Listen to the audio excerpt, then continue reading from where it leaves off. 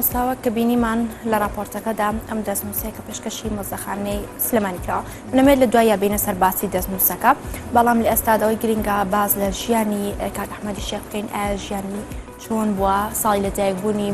هەر سەرچاو باز لە ڕقەمێک دەکات بۆ ساڵی لەدایکبوونی کۆچیدایی بەڵام مێ دروستەکەی لە زاری ئێوە بیستی سبارەت بە کاک ئەحمەدی شێخ من بنەماڵەکەشیان نووسی و لە کتێبەکەش بڵاوەتەوە شەجەرەی بنەماڵ دێرینەکانی سلێمانی کاک ئەحمەدی شێخ خۆی لە سلێمانی لەدایک نەبووە لە گوندی نۆدێ لەدایک بوو خەڵکی نۆدێری شار باژێڕن کوڕی شێخ معروفی خۆی معروفە ئاڵن شێخ معرف و ئەمانە ئەچنەوە سەر سادات و لە ساداتن سەیدەکانن ئەچنەوە سەر فاتمە زارای کچی پێغەمبەر درود و خالە سەبێ کە خێزانی ئیمامی عەلی بووە بە چەند پشتێک تەبعاً ئەمە سەیدەکانی بەرزنجەشیان پێ دەڵێن و ئەمانە لە نەوەی شەعیسای بەرزنجەی برای شێخ موسا ئەمانە کاتی خۆی لە منتەقەی حیجاز هەڵاتن کە هەڵاتن یعنی ڕایان کرد لە دەست ستەمی ئەو کاتە لە منتەقەی بەرزنجە مانەوە شێخ موسا چوو مەسەن تەریقەت و ئاینوشتەکە ئاینەکە هەبوو لەوە پێش بەس وەکو تەریقەتێک لە منتەقەی ئاغزەلێت بڵاوی کات و لەوێ ژرا دواتر شەعیسای برای کە لەو بچووکتر بووە براژنەکەی خۆی مارە ئاکاتەوە و 12 کوڕی لێ دەبێت ئەمانەی کە ئێسەکانە هەن سەیدەکانی پێڵن سەیدی بەرزنجی ئەمانە هەمویان ئەچنەوە سەر شەعیسا وەکو ئاماژەم پێدا بە چەندین پێش دەچێتەوە سەر فاتمە زەهرا کە خێزانی ئیمامی عەلی بوو بەڵێ ئەی ساڵی لەدایکبوون کە بە ئیمامی عەلی ناسراوە ئێستا بار بە ساڵی لەدایکبوون کۆچی دوای ساڵی 1902 کاک ئەحمەدی شێخ لە گوندی نۆدێل هاتۆتە ژیانەوە سەرەتای ژیانی تاوان لەو دیار بۆ دوایی ئەوە دوای چەند ساڵێک شێخ معرفی باوکی دێ بۆ سلێمانی دیارە لەسەر پێشنیازی میرانی بابان بۆ چونکە شێخ معرف کەسێکی خوێنەوار بووە و لە زانستە ئاینەکانی هەندێک لە زانستەکە ئاینەکانی ئەو سەردەمەدا شارەزایی هەبووە تەمە میرانی بابانیش کە جاری برای پاشەکە پایتەختەکەی گواستەوە لە قەڵا چوارانەوە بە سلێمانی زیاتر تاکیدی لەسەر ئەوانە کردەوە کە خوێنەواریان هەیە یعنی شارەزان لە خوێنەواریە و ئەوانەشی کە خاون پیشن ئیجا بۆیە خەڵکی دەنات بۆ دەوروبەری سلێمانی بۆ دیاتەکان و بۆ شوێنانی تر ئەوانەی کە پیان باشە ئەوانەی کە پیان باشە دێنە ناو سلێمانیەوە پێویستیان پیانە ئەرکی و خان و دروستکردنەکەشی کەوتۆتە سەر میرانی بابانێکی لەوانە دوای چەند ساڵێک شێخ معرفی نۆدێ دێ بۆ سلێمانی و دەبێتە ئیمام دەریس لە مزگەوتی ئیبراهیم پاشای بابان خۆ مزگەوتە ئیبراهیم پاشای بابانە ئەو دروستی کردەوەی کانسکان کە ئێستا پێی دەڵێن ئەفو مزگەوتی گەورەی سلێمانی بەڵێ کاتەوە مدەریس بۆ لێ بەڵێ ئیتر لە دوایەوە کاک ئەحمەدی شێخی هەر هەبووە شێخ معرف بەس ئەو کوڕی هەبووە دیارە تەمەنتاقانە بووە و فێری زانستەکانی ئەو کاتانەی کردووە و کاک ئەحمەد مناڵە شتێکی تۆ نازانێت لە بواری عەرەبیە فەرهەنگێکی بۆ دانەوە باوکی بە ناوی ئەحمەدی ئەم فەرهەنگەی بۆ عەرەبی بە شێعر دانەوە عەرەبی بۆ کوردیە تەمەن شێعر زیاتر لەبەرەکرێ ئەو باشتر هینەکەیە ئەچێتە مێشکەوە بە حوکمی ئەوەی کە ئەو شانە بۆ بەنسبەت فەرهەنگەوە ئەگەر زیاتر هۆنراوی بێ زیاتر چێتە مێشکەوە لەبەرەکرێت تەبعاً ئەوە پێشتریش هەر هەبوو لە شوێنانی تر لە وڵاتانی دراوسێ سەرەتای ئەو فەرهەنگە زۆریش نیە لاپەڕەکانی کەمە بە هین دەست پێکا بەم دیارە دەست پێکا ئەڵێ ڕائس سەرە عین چاوە بەدەن قالب ئیسم ناوە ئەمە لێوە دەست پێکە تەمەن ئەڵێن ڕاست ئەوە عەرەبیە سەر ئەوە دەست پێکا تا دوایی لەگەڵ ئەوەشە کە دوای ئەوانە فێرە بێ زانستەکانی ئەو کاتانەی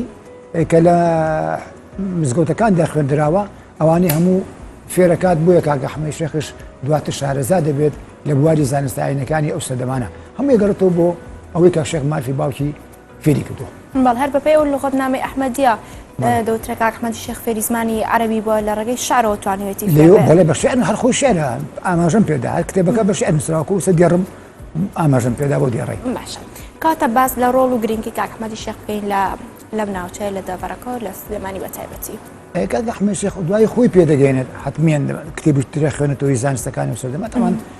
هەندێکی لەوانچێ بە دەستنووس دیارە شێخ معرفی باوکشی کتێبی دەستنووسی هەبوو و کتێبی تریژەیە کە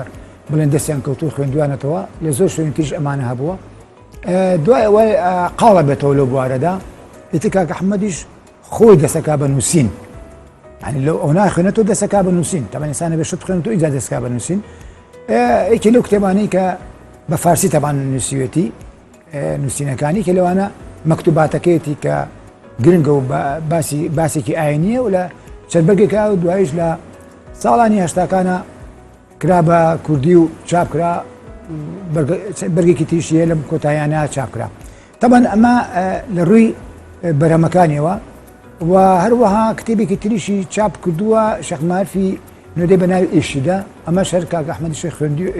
يقول دسنوس او شاب نكدو لا شاب كراو بلا كو دسنوس العيب وانا هم شاب نكراون دوات شاب كراون بس دي بيستمع شاب كراون اوش بفارسيه داروا انا بدز موسيقيه هايتي وكتابي احمد كتشندين جار شاب كراوا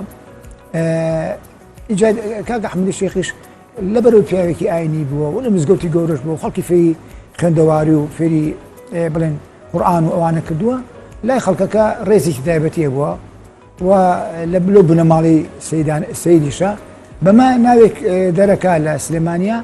أما للروتشي ولا ري زانستكانوا سبارت للريكم ملاياتي شوا أو كسي في بلين ناوكم الغاية بوا رئيسي خلقي قرتوها لهموتشي نكان لا تنانت جگە لەو قوتابیانی کە لە لای بوون ڕێزی لە هەموو چین تۆشەکان کردو بە هەمویانەوە بە تەنانەت بەوانەشەوە کە بڵێن کە لەسەر ئاینی ئیسلام نەبوون بڵێن کریستیانی بوون وەکو مەسیحیەکانی سلێمانی کریستیانەکان هەروەها جوولەکەکانیش ڕێزێکی زۆر تایبەتیان هەبووە لەگەڵ یەکە کەسی ئازار نەداوە و هیچ جیاوازیەک تەنان نەک لە سەردەمی کاک ئەحمەد شێخیش لە دوای ئەوەش هیچ جیاوازیەک لە نێوان پێکهاتەی ئاینی لسليماني دا نبوة وتأسى كانش أو جیاوازیانە نییە هەموو وەکو یەک سێرەکرێ کە سلێمانیش و کاتانە تەمەن زۆری هەمووی کورد بووە بەڵام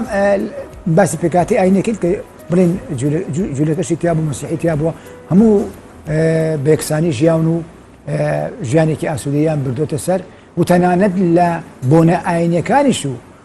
بۆنەکانی تریشە بەشداریان کردووە هەردوو لایەن ئەو من بە وێنە لامە بە زەوانی سەدەی بیستم بە وێنە لامە و بە بەشتی تریش لامە بە دۆ کۆمیتی تریش لامە کە چۆن بەشداری یەکتریان کردووە لە بۆنە ئاینیەکان و بۆنەکانی تریشدا. لە قسەکاندا دوو پرسیام لا دروست بوو بەڵام بە یەکەم پرسیار دەستپێچەکەم کە باس لەوە کرد کتێبەکانی بە زمانی فارسی بووە ئایا کەسێکی دیاریکراو هەبووە کە وەری بگەڕێنە بۆ سەر زمانی کوردی یاخود لەم لاو لە هەر کەسێک وەستاوە ئەوان شارەزان بۆیان گێڕاوەتە سەر زمانی کوردی ئەوان شارەزای ئاینە بێ کتێبانێ وەربگێڕنە سەر زمانی کوردی چکە کتێبەکان کتێبی مەکتوبات کتێبێکی ئاینیە لەسەر ئاینی ئیسلام و شەریعەت و ئانا ڕابەڕێەوە دەبێت ئەو کەسانە شارەزان تەمان ئەو کەسێک کە وەری گێڕاوە شارەزایە ئەمە لە لایەکترەوە تەمان دیارە لەوە چ دەستنووسی تریشی هەبوو بێت جگەلەوەی کە بڵاو کراوەتە دوای دێنە سەری وەک ئاماژەت پێدا ئەبێت دەستنووسی تریشیە بێ هەبێت بزانە کەوتۆتێکیۆ یان بزانە لە وڵاتان بێت لە وڵاتانی تر بێ هاتوون دوای دێنە سەری ئەگەر بوارە بێ ئەو ڕۆژڕ ناسانە کە هاتوون لەم ناوچەیەدا نەک بۆ کوردیش بۆ نەتەوەکانی تریش سەرەتا هاتوون دەستنووسیان کڕیوە دەستنووسیان کڕیوە لە خەڵکەکەی ئەوەتە بدوانێتەوە بۆ وڵاتی خۆیان هەندێکیان تەرجەمە کردو بۆ زمانی خوان و هەندێکشان هێشتۆتەوە وێسەکانە لە وڵاتەکانی خۆیان پارێزراون ئەگەر خەڵک بەدوایە بگەڕێ ئەشێت لەوێ هەبێت و کاتی خۆی ئێمەش لیژ نەبوون بۆ ئەوە لە ئەکادیمیای کوردستان کە لە هەولێرە سەر بە هەرێمی کوردستانە ئێمە لیژنی کۆکردنەوەی ئەو کتێب و دەستنووسانە بووین کە شەش حەوت کەس بوون بەڵام بەداخەوە لەبەر چەند مانگێکش کۆبوونەمان مانگی سێجا کۆبوونمانەکە لە ئەکادیمیا بەڵام لەبەر دەمەقاڵەی یەکێ لە ئەندامانی ئێمە و ئەو کاتێکی لە ئەکادیمیا بڵێ سکرتێر ئەو کاتە یەسەنا دەمەقاڵەی دروست بۆتە لیژنەکە دوایی هەڵۆشایەوە ئەو لیژنەیە بەڕاستی ئێمەش لەو کاتانە هەندێشت پەیدا کرا بەڕاستی ئێمەش بەتەما بوون بڕوون وڵاتانی تر هەرێکەما بە بوارەکەی خۆی بچین چیە کتێب و دەستنووس لەوێ ئەگەر بماکرا دەستنووسەکان بێنەوە بۆشمان نەکرا نایدەن تەمە دەستنووسەکان بێت تەسویری بکەین ئەوە کتێبی چیە لەسەر کورد لەتر پەیدا بکەین ئەگەرەوە بواە سەروانشتی تریش دەرکەوتە بەڵام ئەوە درێژەی پێ نەدرا بەداخە. بەڵێ مامۆستا لە قسەکانت ئاماژە بۆ کرد کە ئەم کەساتێک ئەحمەدی شێخ لەگەڵەوە دانە بووە جیازی لە نێوان ئاینەکاندا بکرێت لەگەڵەوەشدا ئەڵێن بەپێی سەرچاوەکانی ینی باز لەوە دەکەن کاتی ئەسمانەکان هێرشیان بردو یاخۆ هاتوونە سەر ناوچەکە ویستویانە مەسیحەکان لەو ناوچەیەدا نەمێنێت بەڵام ئەو لەگەڵ ئەوە دانەبووە بۆی باز لەوە بکات کە ئەم لەگەڵ ئەوە دانیە توندوتیژی بەرامبەر ئاینە جۆر بە جۆرەکان بکرێت کچێکی مەسیحی لە کوڕەکەی خۆی مارە کرد بە هێرشی عوسمانەکان بێت بۆ سلێمانی و بڵێن مەسیحەکان یان جوولەکەکان بۆ ئەو ناوچانەی کە کاک ئەحمەد شێخ نەیویستووە جیازی بکرێت شتێکی ئەو تۆ لەو بارەیەوە نییە چونکە ساڵی 1950 کە منیشتنی بابانە ڕوخەیە لەلایەن دەوڵەتی عوسمانیەوە دوای تەمەن ساڵێکیان عەبدوڵڵا پاشادان کە برای ئەحمەد پاشایە دوامیر ئەم عەبدوڵڵا پاشای وەکو ڕەمزدانە دوای 1950 ئیسماعیل بەک کە خۆی تورک ئیسماعیل بەک کە خۆی تورکە دەکرێتە قایمقامی سلێمانی منیشتن نامێنێت ئێخۆ لەو کاتانەیە کە هاتوون یعنی سوپای عوسمانی هاتوۆتە سلێمانی منیشتینەکە ڕوخانەوە خۆ لە سلێمانیدا هەنا زۆرینەی موسڵمانەکە ئێخۆ مەسیحەکانیشی لێ بوو جوولەکانی لێ بووە هیچ کەسێک نەکوژرا شتێکی لەو تۆ نییە بەو جۆرە بێت کە بڵێ عوسمانەکان هات بێتن ئەزیێتەوە نابێ ئەم نێشت بێن ئەوەی کە نێشتووە ئەوەیە کە لە ناو سلێمانیدا لەوانەیە هەندێک کەس زۆر دەگمەنە ویستبێتی ئازاری یەکێ لە مەسیحەکان یان لە جوولەکەکان بدا ئەم ڕێگری لێ کردووە نەیهێشت واتە لە دوای بڵێن ڕوخانی حکوومەتی سێمی شێخ محموود ئەوانەدا هەبووە خەڵک ویستێتی جوولەکەکان ئازار بدا بەتایبەتی جوولەکەکان چونکە دوکانیان نەبووە لە بازار دوکانی سەرافیان هەبووە کوتاڵ فرۆشیان هەبووە زێرنگەریان هەبووە خاوەن پێشە بوون لێبێشە خەڵکی سلێمانیش و خەڵکانێکی تریش بەی شێوەیە ڕێگان نەداوە ئازاری ئەوانە بدرێت لە سلێمانیا بەی شێوەیە جیاوازی نەبووە ئەوەی دەوڵەتی عوسمانی شتیوانیە ئەمە لە لایەکی تر کاک ئەحمەدی شێخیش هەر تاقە کوڕێکی لە دوابەجە بەناوی محەممەد کە پیاوە تۆ شێخ محەممەدە بسکۆلا یعنی بچووک بەخۆی کاک ئەحمەدی شێخیش گردە بووە یعنی کورتەباڵا بووە ئەوش و باوکیش ینی بڵێن کاک ئەحمەدی شێخ و شێخ محەممەدە بسکۆلەش هەر گردە بوون ئەوە کورتەباڵا شێخ محەممەدە بسکۆلە چوار خێزانی پێکەوە ناوە کاک ئەحمەدی شێخ خۆی تاقانە بوو کوڕەکەش تاقانە بوو حەزی کردووە وەرەسەی هەبێت خێزانی یەکەمیان دەبانەوە لە شێخانی قازاقایە لە شێخان ئەوان قازاقای لە قەرەداغ خێزانی دوم هەل لە بنەماڵی شێخان خێزانێکی تری هەیە مریەمی ناوە زیاتر تاکی دەکەن سەرەوە ئەم مریەمە لە مەسیحەکانی سلێمانیە یعنی مەسیحی سلێمانیە مەریەم خان شووی کردەوە شێخ محەممەدە بسکۆلە کوڕێکی لێ بۆ ناوی ئەیساوە خێزانی چوارەمی لە کاکەیەکانە ئەمە یعنی ئەمە دیارە کەواتە هیچ جیاوازێک نییە یعنی بێزگە لە مەسیحیش و لە جوولەکە کاکەیەکانیشمان هەیە لە سلێمانیە هەموو احتیاتی ژیان وتە خێزانێکی لەوان هێناوە ئەو جیاوازیانە لە ناو سلێمانیدا بە هیچ شێوەیە لە دوای کاک ئەحمەدی شێخیش نەبوو ئەگەر کەسێکیش هەوڵی یا بێشتێکی وا بکە خەڵکەکە ڕێگریان لێ کردووە نەک بڵێ شێخان خەڵکی تریش ڕێگریان کردوون نایڵن ئەو شتانە ببێت ئەمە بەنسبەت ئەوە کەواتە ئەم کەواتە هیچ جیاوازێک نەبووە و ئەم پیاوێکی کۆمەڵایەتی بووە و حتمیان تەمەنەوەکانیشی دوایەوە بە هەمان شێوە کوڕەکەشی دوایەوە کوڕزاکانی تەمەن زۆرن بەری چوار خێزانن احتیاجی ژیان و هیچ کێشەیەکیش نەبووە تەنانەت هەندێک کەریم عەلاقە مەسیحێکی سلێمانی لە حکوومەتی شێخ محموودا وەزیری مالیە بووە ئیدارایی بووە ئەو کێشانە جوولەکەکان بە بەڵگە لامە کە جوولەکانی سلێمانی هاوکاری جوڵانە و شێخ محموودیان ناوە جوڵان و ڕزگاری خواجی شێخ محموودیان داوە تەمینیان کردەوە بە پارە ئەمە یانی چی ئەمە ینی هاوتەباییە بەڵێ اینجا ئەگەر بینە سەر ئەوەی کە ڕاستە کاک ئەحمەدی شێخ شتێکەیە کاک ئەحمەدی شێخ کاتی خۆی دەوڵەتی عوسمانی ئەزانرێت کە ئاشکرایە لە مێژوودا ساڵانێکی زۆر لەگەڵ رووسیای قەیسەری لە شەردا بووە تەمە حدودیان بەیەکەوە بۆ سنوور شەڕ هەبوو لە بینیانە ئەم هاتۆتە ناو خاکی چۆتە ناو خاکی رووسیاوە ئەو لێەوە هاتۆتە ناو خاکی دەوڵەتی عوسمانیەوە زیاتریش ناوچە کوردەکانیشی گرتوتەوە شەڕەکان کوردیش بۆتە سووتوی ئەو شەڕە ناوچەی لێ بە قارس و دەرنەبووە. بەڵێ ناوچەی قارسوانە شەڕ زۆر لەوێ بووە لەولاتریش هەبووە لە سەر کەنارەکانی ئەو شارانی کە کەوتوچە کەنارەکانی دەریای ڕەش کە لەوێ ئەندێ شاری تیا کوردەوە دەسایش تیا تورکنشینە ئەوە لەوێ کورد زەرری کردو بەشی لە کوردەکان لە تاوە هەندێکیان ڕۆشتون بۆ ناوچەکانی رووسیا بە تایبەتی ناوچەی ئەرمینیای ڕۆژهەڵات لێ ماونەتەوە ئێستا کاتا یاسەکانیش ماونەتەوە بەشێکی زۆران ئێزیدیەکانن و بەشێکی تریشیان ئتر سەرگەردانیە ڕۆشتۆ بۆ شوێنانی تر دیار هەندێکیان چون بۆ ئەستەمۆڵ ئەستەمۆڵ زیاتر لە 6 ملیۆن کوردی تیا هەندێکیان خوا ڕۆشتۆندێکیشانەوە دوای لە وەختیەوە نی ڕاپەڕۆنیشتەکانەوە بابەتێکی ترە لە سەدەمێکە لە ساڵی 1970دا دیارە فەرمانێک دێت لەلایەن سوڵتانی عوسمانیەوە کە دەبێت هێزی چەکدار کۆکرێتەوە بۆ هاوکاریکردنی سوپای عوسمانی ئەمە نەک بۆ کاک ئەحمەدی شێخ بۆ گەلێک لە خاوەن تەریقەتەکانیش چ نەقشبەندی بێت چێ قادری بێ کە ئەمان سە تەریقەی قادرین فەرمان دراوە کە بەناوی جیهادەوە گوایە ئەو ڕووس کە پێهاتۆ فەڕەنگ گوایە ئەمانە کافرن مەسیحین ئەمان ناوێ جیهاد کرد بەناوی جیهادەوە خەڵکیان کۆکردێتەوە کاک ئەحمەدی شێخش مەجموعەیەک چەکداری کۆکردێتەوە چووتە ناو سوپای عوسمانیەوە لە بەشداریان لە شەڕی قەفقاز کردووە بەرەی جەنگی قەفقاز ساڵی 1970 لەگەڵ سوپای عوسمانیە ئەمە وەکو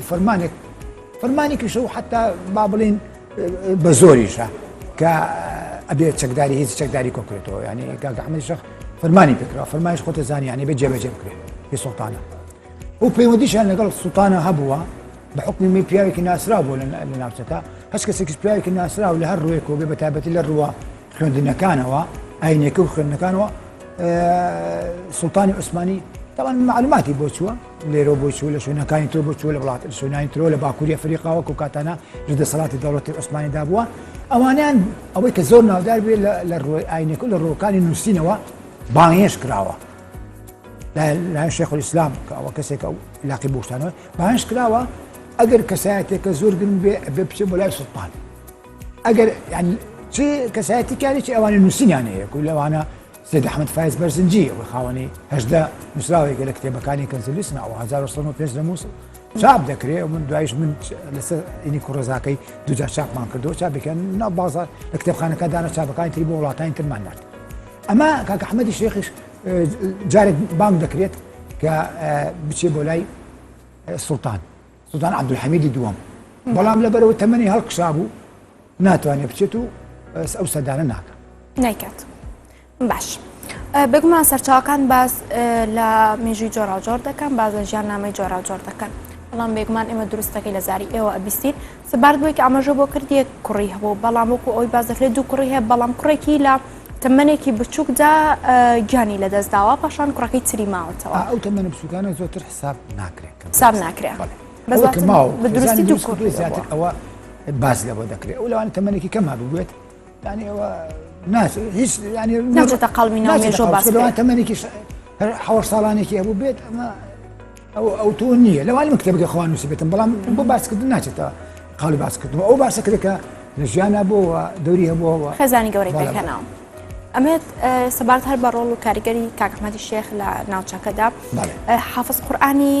کەسە نابیناکان بووە لەوەترە ڕۆڵێکی تایبەتی لەوەدا هەبووە کە قورئانی پێ لەبەرکردن بۆی دەستەبەری ژیانی خۆیان بکەن ئەوە هەبووە لە ناوچەکانی تری دەروی کوردستان ناوچەکانی تری کوردستان کوردستانی دەوڵەتی عوسمانی هەبووە لە سلێمانیش هەبووە ڕاستەوە هەندێک لەوانە نابینا بوون کاک ئەحمەدی شێخ فێری هینی کردن بڵێن خۆ دۆ کاک ئەحمەدی شێخیش ئەوە هەر هەبووە چەند ساڵێکیش لەوە پێشش هەبوو ئێستش تا ئەندازێ بەردەوامە بەڵام ئێستاکانە شتی تر هاتووەتە پێشەوە بڵێن حکم تەکنۆلۆژیاوە پێ لەبەرکردوون بۆ ئەوەی تعزیە شتێ بێت لە تعزیەکە مەسەلەن شتێ وەرگرن یان حاڵە حسابێت ژیانی خوانی پێ هینکە هەرچەندە خەڵکەکەش یانمەتیان ناوەنی ئەو هێوانە پیان وتون حافظ خۆی یعنی ئەوەی کە شل لەبەرەکە پێ دەوترێ حافظ اسمی فاعیلە لە حەفظەوە هاتووە ئەمانە بوون ماون ئێستش هەر هەن ئەمانە ڕۆڵیان بینیوە زیاتر لە بۆنە ئاینەکان و هەروەها لە پرسەکان تەعزەکانیشدا ڕۆڵیان بینیوە ئەمانە ئەوە کە قورئانیان لەبەر بووە هەندێکیشیان دەنگیان زۆر خۆش بووە بانیان کردن بۆ مناجات و ئەو شتانەی کە لە بۆنە ئاینەکانە هەیە ئیتر ئەمە کاک ئەحمەدی شێخش خۆشیەکی بۆ لەوانەی کە ئەو جۆرە کەسانەی فێری ئەوە کردو کە قورئان لەبەرکەن و بۆ ئەوەی ڕۆژ ڕۆژانە خوانی پێ بژێن و هەروەها لە بۆنە ئاینەکانیش لە ئەوانی تریشە ڕۆڵی خۆیان هەبێ ئەوەتە دوایی مایەوە هەتا ئەو کێسەکانش تا ئەندازێک هەر بەردەوامە ئەوە دواتریش لە ساڵانی سیبچلەکانە ژووریان ینی شوێنێکیان بۆ دانابوون لە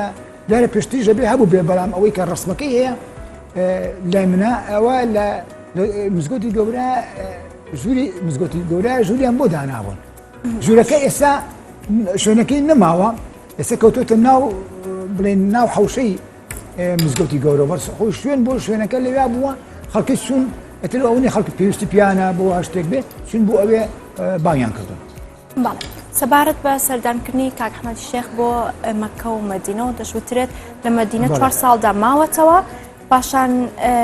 دیوانخانەیەکی یا میوانخانەیەکی دروست کردە بۆی ئەوانەی کە سەردانی ئەوێدەکەم بتوانن لێ بحەسێنەوە لێ بحەسێنەوە. بەڵێ بەڵێ وایە ڕاستە ئەوە هەبووە تەمەن لەوێ زانیوێن ئەمە پیاوێکی ئاینی و باوکی پیاوێکی ئاینیە و ناسراویشە و کەسێکی ئاوا دیاریشە لەوێ ڕێزیان لێگرتووە ڕێزیان لێگرتووە ماوەتەوە لەوێ ئەتر دیارە هاوکاری کراوە هاوکاری کرابێت و لەوێ یان خۆی پارەیەکی بردبێت چکە خاوەن بۆ کوشتیوان لەوێ شوێنێکی دانابێ بۆوانی کەچن بۆ حەج لەوێ بحەسێنەوە پارە زیاتر سەرف نەکەن وەکو هینێک سەبیل پێناوی ئاینە ئەوەی کرد بێت تەنانەت ئەوەی کە لە لای منە یەکێک لەوانە خەڵکی حیجازە ئێستا ماوە لە سلێمانە من لە کتێبەکەمان نووسی من ئەوانە لا حەجێک لە حەجەکانە ئەتر لەگەڵ سوتفەتەن کاک ئەحمەدی شێخ دەناستن سوتفەتەن وەنیە حەجەکەن و لێ منەوە یەکی لەو بنەماوانە ئەسڵەن عەرەبن قوڕیشیشن تەبعەن زانین کە کاک ئەحمەد پیاوێکی ئاوا و ڕێزی خەڵکی دەگرێ ئەڵێ هەچ کاتی تۆ ڕۆشتی تۆ بۆ وڵاتی خۆت ئێمە ئەو کەسە ئەڵێ حەزەکەم بین لەگەڵ تا هەل لەوێ لەو شارەی کە تۆ ئێمەش لەوێ دانیشین بە بۆنی تۆ کە تو پیاوێکی ئاوا ڕێزی خەڵک دەگرێت و پیاوێکی شارەزای ئەوە ئێستا ئەوانە ماون نەوەی ئەو کەسە تەمە کەسە نەما کوڕەزازازاکانی ماون و ئێستاکانە لە سلێمانیان و هەندێکیشان پۆستی وەزیفیشان هەیە جگە لە مامۆستاپانی پۆستی وەزیفی تریشان باش باز دەکرێت پەیوەندی کاک ئەحمەدی شێخ لەگەڵ شاعیری مەولەوی تاوگۆزی زۆر باش بووە پەیوەندیەکی نزیکیان هەبووە تەنانەت چەند جار کاک ئەحمەدی شێخ داوای ئامۆژگاری لە مەولەوی کردووە کە بتوانێت ئامۆژگاری بکات و هەرچەندە ئەم بە شعریش وەڵامیاوەتەوە ئەمزام ئەمە چۆن بەڵێ هەندێک من دەشتی کرم لایە لێرەدا ناکرێ باسکرێت مەجال نییە بوارەکەی کەمە ئەندێشتی تریش لەسەر کاک ئەحمەدی شێخ ڕاستە کاک ئەحمەدی شێخ بە حوکمی کە خوێنەوار بووە نەک لەگەڵ مەولەوی لەگەڵ شاعرانی تریشایی بووە یەک لەوانە شێخ ڕەزای تاڵەوانیە هەتا شعریشی هەیە بۆ کاک ئەحمەدی شێخ بۆ سادات و بۆی بەڵێ بۆ کاک ئەحمەدی شێخ وە مەولەویش پیاوێکی ئاینی بووە ئەستا تەریقەی بڵێن نەقشی بووە بە حوکمی شێخانی تۆڵ و بیارە شاعرێکیش بۆ خۆت زانن کە شاعرێکی ناودە بووە ئەمانە هەموو دایمەن پەیوەندیان بەیەکەوە هەبووە سەردانی لەوانەیە مەولەوی سەردانی می کرد بێ ئەم سەردانی کرد بێ من نازانم چکە نووسراوێک نییە بەڵام پەیوەندێک هەبووە پەیوەندێکەش ئەگەر یەک و سەردانیشان نەکرد بێ قاسد هەبووە قاسد یعنی نامەبەر ئەمەی کە نامەی بردووە مثلا شعرێکی یان نووسینێکی کاک ئەحمەدی شێخە بۆ مەولەوی ممکنە بە نووسین وەڵامی نایبێتەوە بە شعر وەڵامی یاوەتەوە یان لەگەڵ شاعری ترە ئەم پەیوەندیانە هەر هەبووە چ بۆ کورد کەسێکی زۆر کۆمەڵایەتی بەڵێ چ بۆ غەیری کوردیش ممکنە یعنی من شتێکی وازە شتێکم لە پەیوەندی شاعرێکی خەڵکی بەغداد لەگەڵ کاک ئەحمەدی شێخە یعنی ئەم پەیوەندیانە هەر هەبووە چ کورد بێ یا چ کورد لەگەڵ کەسانێکی ترا پەیوەندیەکانیان هەندێک جار ئەدەبیانەیە یان لە ڕێی وەکو شعر و شتی واوەیە هەندێک جار پەیوەندیەکان ئاینیانەیە جاری وا هەردووکیشی تێکەڵاوە دیارەوەی مەولەوی هەردووچێتی و ئەوانە ڕێزیان لە یەکتر گرتووە هەمویان ئەو کاتانە و جیاوازی نەبووە و تەمەن بواری ئەدەبیش هەر هەبووە بواری ئەدەبیەکە شەو لە دیوەخانانیان کردووە و شعریان خوێندوێت و یان شتیان کردووە لەبەر فتیلە و شتیوە ئەم جۆرەشتانە هەبوو پەیوەندی هەر هەبووە لەگەڵ لەوانش هات هەتا مردی شوێن یەکتریان نەبینێ بەدەموچان جاری وایە بەڵام نامە هەبووە لە نێوانیانە ئەوەش دروستە واشتی باش لەو جۆرە هەر هەبووە تاوان کاک ئەحمەد شێخ لەگەڵ کەسانی تریش هەیبووە کە لە دەرەوەی کوردستانیش ئەوە بۆ دەرفەتێکی تر با کاتەکە ماوەکە دیاری کراوە لەگە دەرەوەی کوردستان یعنی حتا نەک عەرەب خەڵکانێکی تریش هەر سەردانیان کردووە هاتونەتە سلێمانی و سەدان کیلۆمەتریان بڕیوە کە هاتون بۆ سلێمانی بۆ لای بێگومان ئێمە باس لە مێژووی کاک ئەحمەدی شێخ دەکەین بەبێ سەرچاوەکان هەڵێن مێژوەکەی زانیاریەکان کۆ بکەینەوە سەبار بۆ نووسراو ئەنیانی کە کاک ئەحمەدی شێخدا هەیبووە وەکو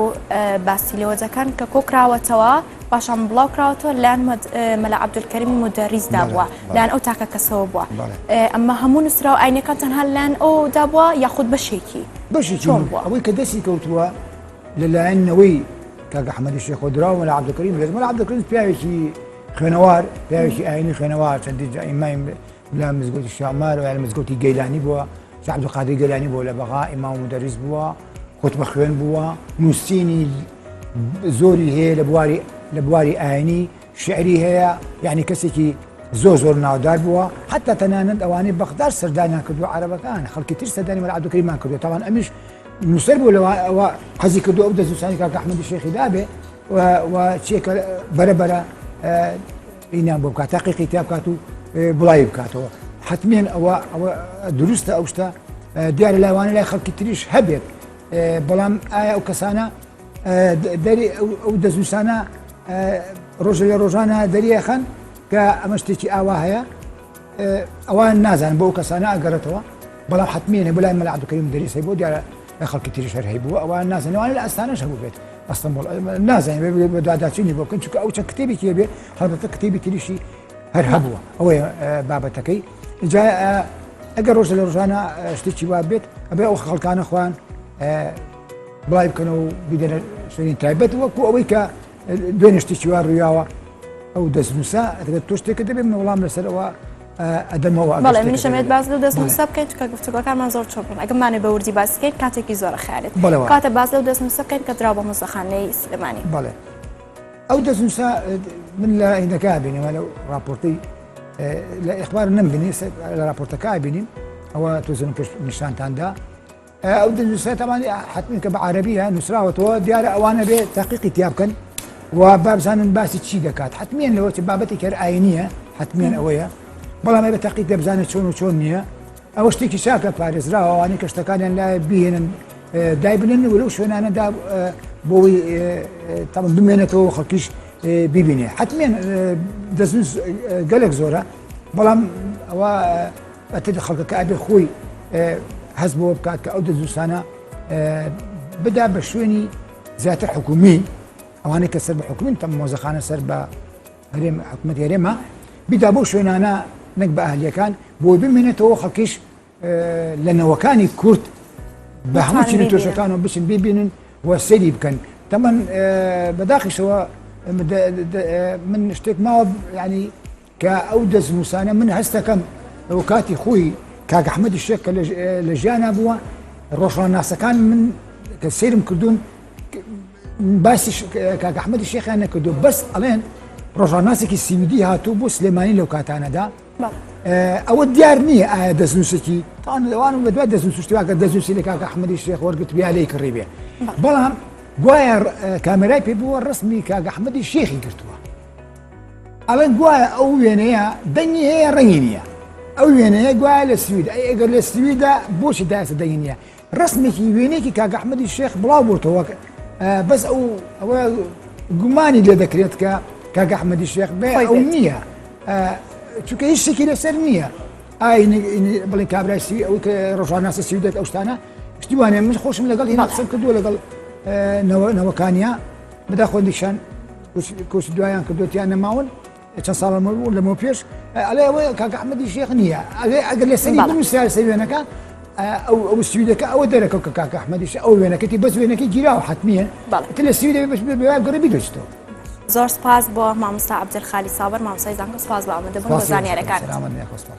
ناوبڕێک وەرەگرین و پاشان